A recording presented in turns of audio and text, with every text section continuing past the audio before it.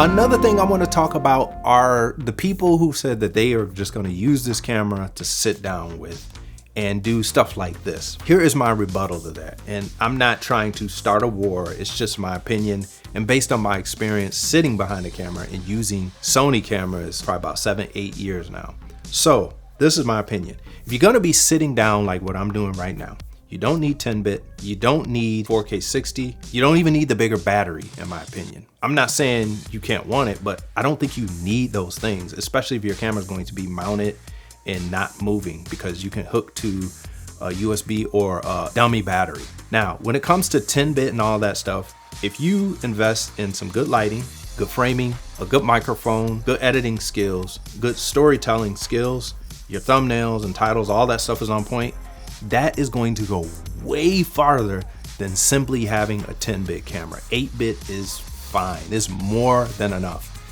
This picture right here that I'm getting out of the Sony ZV E10 is a professional picture, in my opinion. I could use this as paid client work. In fact, I have. And I've used less than this before and got paid thousands of dollars. So we're talking about making videos for YouTube. You don't need all this fancy stuff. It's just basic stuff. So this is what I did. I went on eBay and I saw a ZV E10 that was for like $960 something, I believe. It had the Sony ZV E10, 11mm kit lens. It had an SD card, a gimbal with it as well, all for $965. That means you could take that camera and literally start filming immediately. You don't have to go buy anything. Because keep in mind, if you get the Mark II, you're just talking about $1,000 for the body. If you're new, that means you don't have any lenses. You're gonna have to spend at least $200 to $300 on a lens. At least, if you're gonna get them new. Now, maybe you can find some used ones. So now that $1,000 camera is $1,200, $1,300. You still need SD card, which isn't that expensive. You're gonna need a battery charger. Most of the time they sell these cameras, Sony, they don't come with charger. Now you need a microphone too, unless you already have one. I'm assuming you don't if this is your first camera though. Mics are gonna cost you at least $100 to $200 again, maybe $300, but let's just say $100 to $200. Now you're up to $1,500. So you're $1,500 in to get started when you could get a ZV E10 OG for $960 and not have to do anything. You'd be ready to go right then. But on top of all that, if you don't know about 10-bit and all that stuff, then now you gotta have DaVinci Resolve studio version, because the regular version isn't gonna do 10-bit 422. You gotta get the studio version of that. So now that's another $300. Now you're $1,800 in. That's just to get a picture that's a little bit better, because now you gotta learn how to color grade. Now you got to spend time and watch a bunch of videos and understand node trees and gamma, and it gets complicated. I'm telling you, it is 100% not worth it in my opinion. If you are versed in that stuff, then this video isn't even for you. But I'm talking to the people who don't have a camera and you're contemplating getting a camera. If you're gonna be sitting down 1000%, it absolutely, in my opinion, makes no sense to get the Mark II. If you're going to get a camera that has this sensor in it, you love the sensor and you want S-Log, save your money and get the A6700, hands down. Now, if you plan on getting into cinema and stuff like that later, then get the FX30. But I highly recommend first, if you want to take photos and stuff like that and you want a viewfinder, the A6700 just makes more sense than the Mark II ZV E10. It just, in every way, it makes sense. The menu thing was the only thing that I think the Mark II has over the 6700. But other than that, the 6700 is a better camera. It's just a better camera. It's gonna give you more. Yeah, you pay a little bit more, but you get much more with it. That camera is 100% worth it. I think the price is fair. But the Mark II, price is not fair to me. That's my opinion.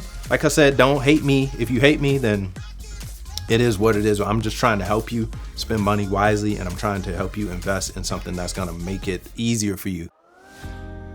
If you've been watching a lot of these reviews of the Mark II ZV E10, one of the terms you may have heard is 10-bit 422 S-Log 3. Now, I wanna break down what that actually means, and the reason why is because in a lot of the comments on my videos and other videos that I've seen, some people are saying, well, I'm gonna buy this camera because it's 10-bit, and that alone makes it worth it. And some people may not understand what that is, and they may think, well, because of this term is something new and I need it and it's gonna make things better for me. But I just want to explain it so you can understand if you really need it or not. And in most cases, you probably don't need it. And I'm gonna explain why in just a second. But let's get into what it is. Now I'm gonna try to make this as quick and painless as possible. I'm not gonna go really deep. I'm just gonna explain it so that you have a basic understanding of it. So when we're talking about a camera, one of the things that make up the quality of your picture is gonna be something called bit depth or color depth. Bit depth and color depth are basically just variations in colors. And the three colors that your camera used to make up a picture are red, green, and blue. So when we're talking about the Sony ZV E10, the OG version, we have 256 variations of red, 256 variations of green, and 256 variations of blue to work with. Now, when you add all of those up, the possible number that you can get, the total possible colors, is 16.7 million colors. That's a lot of colors. And you might be thinking to yourself, wow, that's crazy. 16.7 million colors. I don't remember having that many colors in the crayon box. And you know, when you were little, you got the Crayola thing. I don't remember having that many colors. I think the most I had was 56. But anyway, let's get back on topic. So again, when you're talking about the Sony ZV E10 8-bit, we have about 16.7 million colors that it can reproduce. Now, when you're talking about the Mark II and it's 10-bit, those same three colors, red, green, and blue, instead of 256, we have 1024 for each color. So 1024 for red, 1024 for green, and 1024 for blue. And when you do the math on that and add all of that up, that's over 1 billion colors. Oh, now you might be thinking, wow, wait a minute. On the 8-bit camera, we have 16.7 million, and on the 10-bit, we have 1 billion. That's a lot of color difference between the two. I'm gonna get the Mark II because it has way more colors, so things are gonna be way better, right? Not exactly, and here's why. This is an 8-bit video feed that you're looking at because I'm shooting on the OG ZV E10. So you may be saying, well, are there some colors missing? No, you're not gonna see them. And the reason why is this. So I'm gonna show you a chart here so you can get an understanding of what's actually going on here with color depth or bit depth. Now, if you look at this chart here, you're gonna see it starts with red from the left and you see it transitions into orange and goes down the line.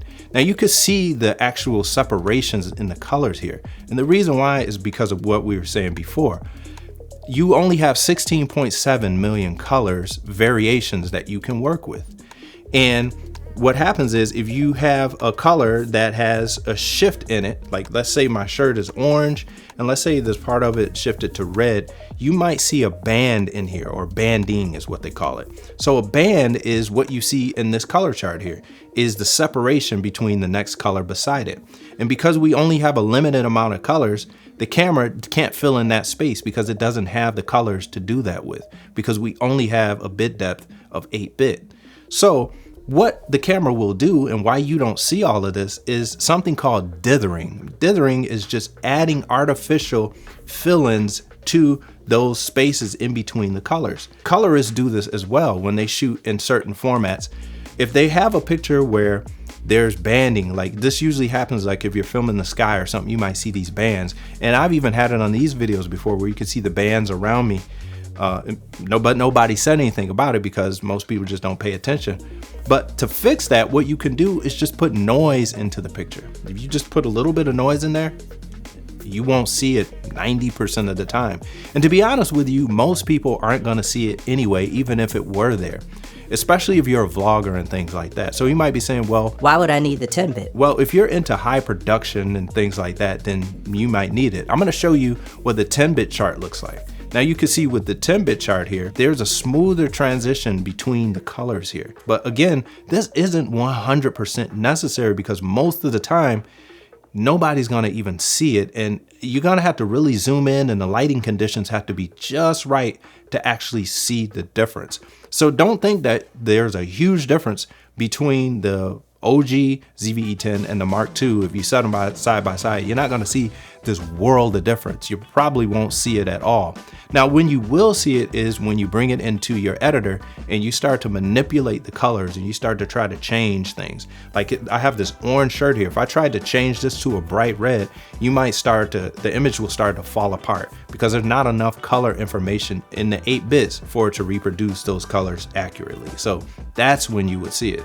So the second part of this is that ratio you see, that 4:2:2. You might see 4:2:2, 4:2:0, or 4:4:4. And what does that mean? Well, it's called chroma subsampling. And I'm not gonna get too deep into it, but in just a nutshell, it is a combination of color and light and how they're mixed and processed together to put the colors out on your screen. So the higher that number, the 4:4:4, the 4:2:2, or the 4:2:0, the more you have, the more color information you're gonna have to work with when you're trying to manipulate things in post. I'm not gonna go deep into it because there's a bunch of equations and stuff like that. Okay, so let's deal with the last part, that S-Log3. What does that mean? So when your camera is taking an image, your camera has something called dynamic range. Now, dynamic range is your camera's ability to see the darkest and the lightest part of the scene at the same time in the same scene. So this is measured in something called stops. So good cameras and these newer cameras that are coming out will have things like 14 or 15 stops of dynamic range. Now, the higher that number, the more dynamic range the camera has and the more information can be fit into the camera when it comes to light. Now, you're watching a Rec 709 picture here, which Rec 709 only has 5.2 stops of dynamic range. Now, you may be thinking, Wait a minute, how is it that a camera with 14 or 15 stops of dynamic range can fit into this small space with only 5.2? So this is where S-Log comes in. S-Log is a curve that fits into a color space, and it allows you to compress all this information and put it into Rec 709 so that all of that detail and that dynamic range you captured can be shown in Rec 709. But what happens if you just take that S-Log and try to show it in Rec 709? Well, what happens is you're gonna get this washed out low contrast image. And the reason why is because this S-Log information has to be transcoded so that you can see it again, because it's squashed it and it's changed everything. So you're gonna have to bring this into your editor and you're gonna have to change it from S-Log3 into Rec 709. And the way you do that is you're gonna apply a color space transform. Now, some people use LUTs or lookup tables to do that. And this is where they get all those different looks and things from, but they're creative LUTs and then there's transform LUTs. And I'm not gonna get into all of that. But you see, this thing gets really complicated when you get into it, and your skills are gonna have to be up to par to get the best out of it. Because I could tell you, if you don't believe me, go look on some of the forums of people who have bought new cameras that have this 10-bit S-Log. There's all kinds of questions. I can't get my color to look right. This looks worse than my camera before. I don't understand this stuff. This doesn't make any sense. I'm confused. This person's saying do it this way. This person's saying do it that way. If you're trying to create content on YouTube, one of the last things you want to do is to be hung up on some feature that you don't understand that's going to give you this much benefit when you use it. So am I saying that 10-bit 422 S-Log isn't worth it? No. I'm saying that it isn't worth it for somebody whose focus is to grow a YouTube channel and to just put out videos on the daily. Sure, you could set up a LUT and just export it, but for most people, the easiest route is just gonna be to set up your camera like this, put your lights up and go. Now, I'm gonna tell you this. If you wanna get the most out of your camera, I highly recommend getting good at lighting. A good light setup with an understanding of exposure and an understanding of composition will far outweigh a 10-bit camera where you don't know how to light.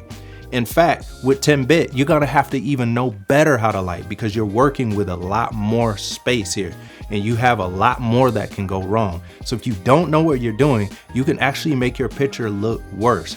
So I am going to recommend for most people, 90% of the people that are gonna buy a camera and you're new to this, I'm gonna recommend highly the original Sony ZV E10 because it's just gonna give you a good picture right out of the box and you don't have to worry about all this technical stuff. You're looking at an 8-bit image now, and does it look bad to you? Let me know. But until next time, I'll holler at y'all later. I'm out. Peace.